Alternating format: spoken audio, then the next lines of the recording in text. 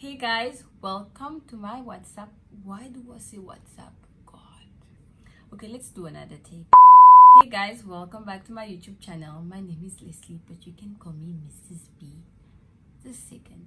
So one question that I get a lot is, how do I take care of my wigs? So I decided to respond in videos. I will be showing you how I take care of my wigs, and I will also give you a couple of tips. So keep watching.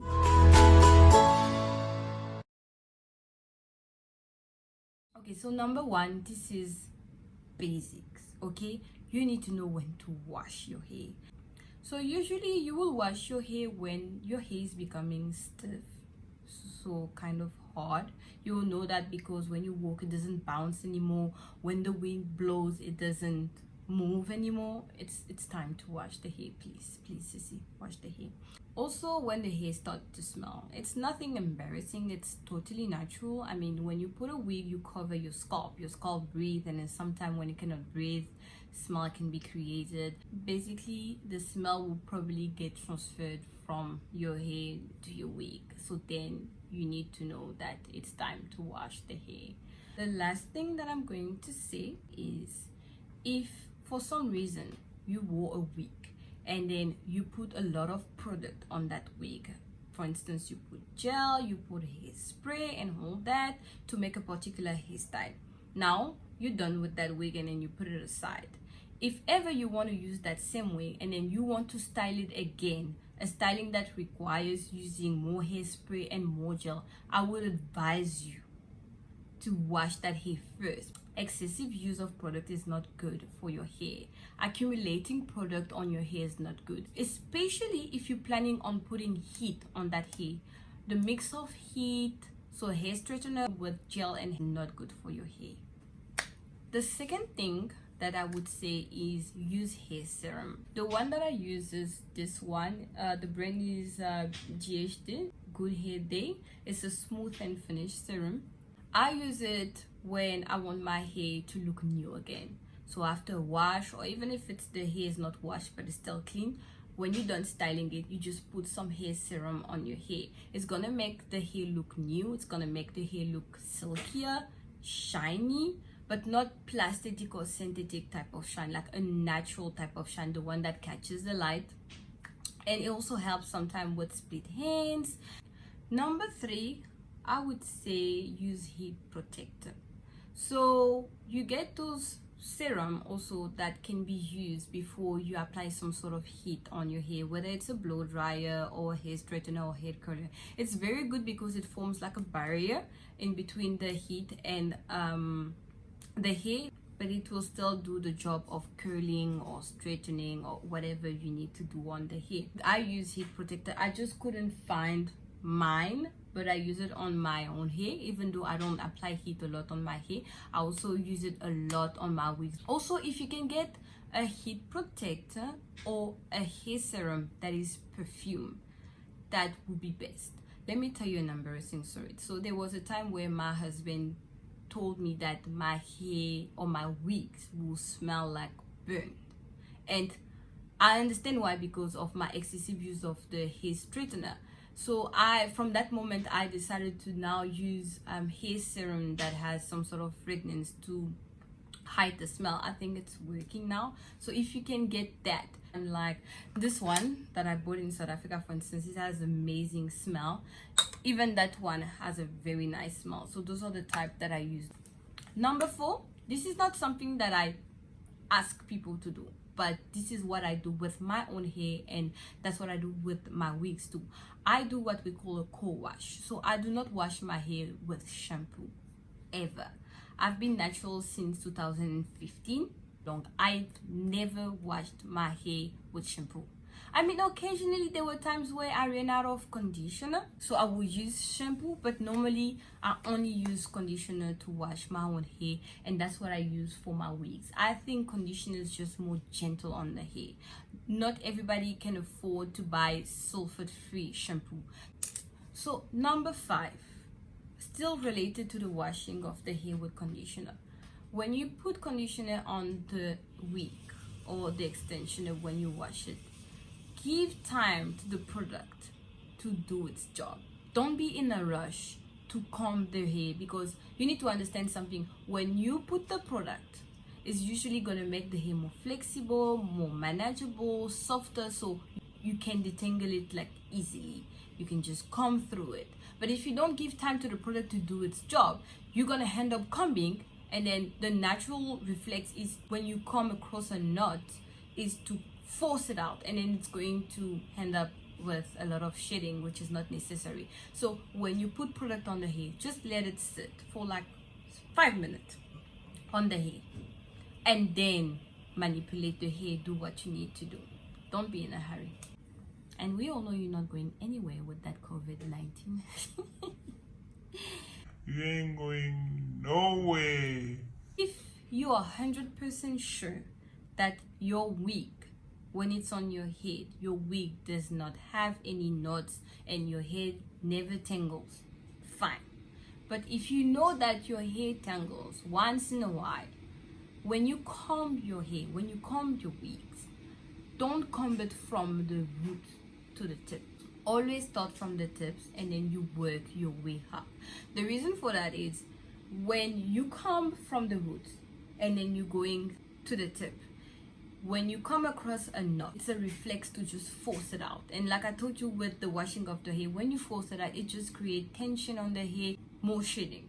But when you start combing from the bottom, from the tips of the hair, and then you work your way up and you come across a knot, let me tell you, it will be easier to overcome that knot or to get rid of that knot if you come from below compared to if you come from the top. That's just how it is. If I'm lying, I'm lying, but I know I'm not. I am not wearing pants. What's the point? I'm not going anywhere and you can't sit down there. So I'm not gonna wear a full outfit for this video. What do you think?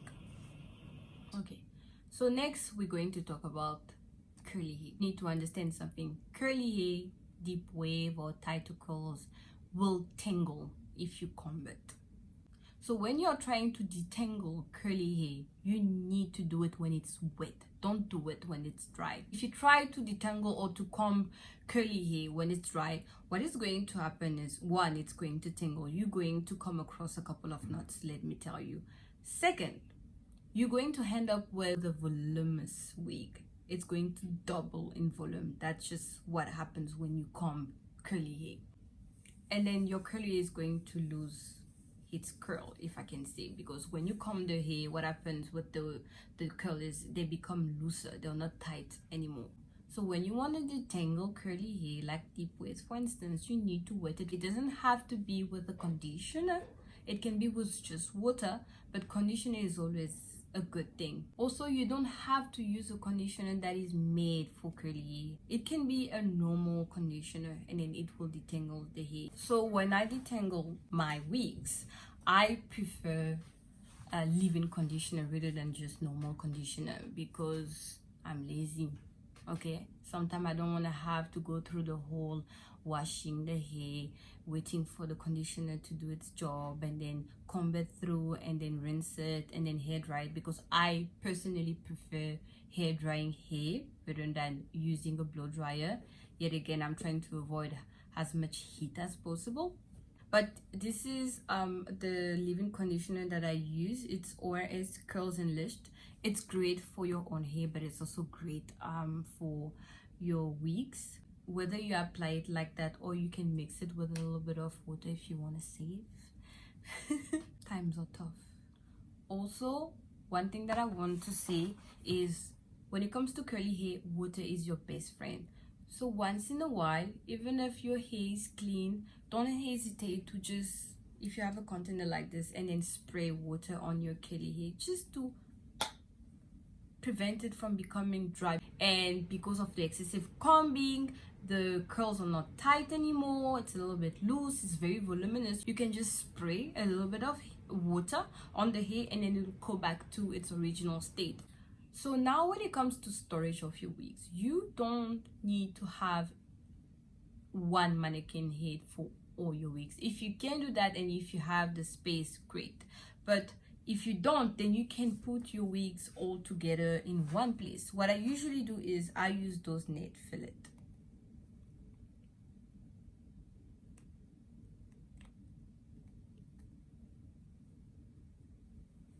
Do I look like Beyonce? This could be a fashion, guys. I use a net fillet and then I put my wigs inside. If you don't have those, you can use even sort of a very nice plastic that you can use and to put your wig in. And then if you want, you can do something like this. So I put my wigs in those net fillets and then I put them all together at one place. So you can see Rosa, you can see Becky, you can see Sasha, you can see Kay, and then you can see Tatiana.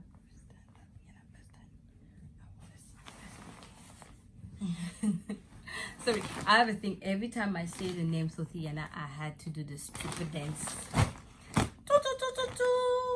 Okay, so that's where I keep all my wigs. Also some bendy rolls because I don't know where to keep them. I actually have 2 bags like this. Usually what I do, since I have 9 wigs, I put 4 in one and 5 in one. But for some reason, I decided to put all of them in one bag. And it's going to be fine. But one thing that I would say, so before you store your wig in such place, because they come all together, they're a little bit cramped, comb them, make sure that there is no knots, make sure that you detangle the hair and then put it wherever you need to put it. It's just best because it's not a nice thing where there is knots on your hair and then it stays there for a long time. I would strongly suggest, if you can, to invest in a mannequin head. It's also good because it will allow you to prep your wig. Let's say you want to wear a wig, so you're going to style it, and then instead of put it back somewhere like on the windows or on the bed, you put it on your mannequin head and then it sits here until you have to wear it. Also, a mannequin head is a great way to practice hairstyle. Sometimes there are some hairstyles, I'm telling you, they are actually very easy if you take the time to learn how to make them, and it will save you some money. Having a mannequin hair in this situation will help you practice better, because when the wig is on your own head, there's a certain area that you cannot see, so you're very limited. But when it's on a mannequin head, you can actually properly move around, do a 360 and properly see where you made some mistakes and all that. So a mannequin head is very good. Also, you don't always have to use heat in order to curl hair. It was a little bit weird for me because I've always used hair curler and sometimes hair straightener to curl my hair, but then I came across using bendy rolls. With bendy rolls, you can actually achieve very beautiful and naturally looking curls. So this is something also that you maybe want to look into if you want to avoid heat on your hair. And please guys, stop putting coconut oil and shea butter on your wigs. You need to understand something. It's not going to work. The purpose or the properties, let me say, that you get from coconut oil and shea butter will only work if the hair is alive, because it can absorb the product, the oil, the butter. But because hair on wigs are dead, the product basically just going to sit on the hair. It probably gonna make it sticky and it's just not good. So please don't do that. So guys, that's it for today. Thank you so much for watching. I really appreciate it. I hope you enjoyed this video and it was very helpful. Don't forget to subscribe if you haven't yet. Don't forget to like this video. Thank you. Please remember to love your wigs like your own hair, and I will see you on my next video. Bye bye.